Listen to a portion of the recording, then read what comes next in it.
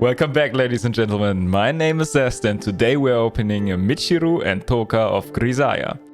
And we are going to start with Michiru. This Michiru is a 1/7 scale and she comes in a very simple box, classic design, nothing too crazy. I have a very similar 1/6 scale of her in exactly the same outfit, and I'm going to compare them later. To be honest, I didn't expect much of the figurine because it's kinda cheap, but my first actual impression of her wasn't too bad, to be honest. When I was able to take a closer look at her, of course there are things that I realized. For example, the Tsukumizu is really shiny, you know, it does look cheap. It feels more like a prize figurine than a genuine scale figurine, but still it's somehow delivering. I don't know what it is, but it's really good. I mean, maybe it's her bag or like her pouch that she has with her, you know.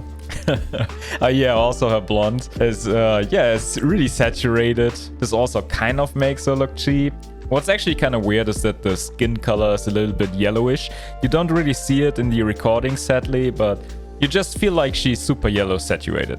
The base is super basic. They were like, base, I don't give a fuck. When I picked up the weapon, it kind of gave me PTSD from breaking stuff because I feel like I've been breaking everything lately. But man, was I happy that I was fine because nothing broke.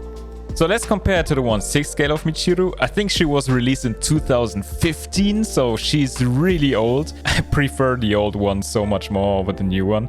You really see that she's much more of a quality figurine compared to the new one. Since I'm a huge fan of Grisaia, I'm not going to complain. I think there should be way more Grisaia figurines. So yeah, there was Michiru, so let's go to Touka. Hey, have I introduced you to Touka yet? Once every year, you've been told that this is a cake.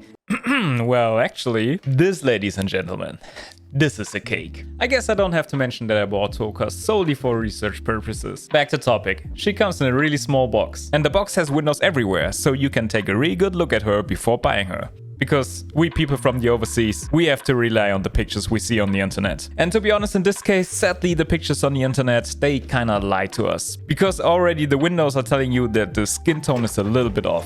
Sadly. I don't know what it is, but for some reason, whenever it comes to tan anime girls, they can't pinpoint the skin tone of the brown colors. I simply wish like she would look in these recordings here, because then she would just be perfect. But in reality, she has much more red in her skin tone.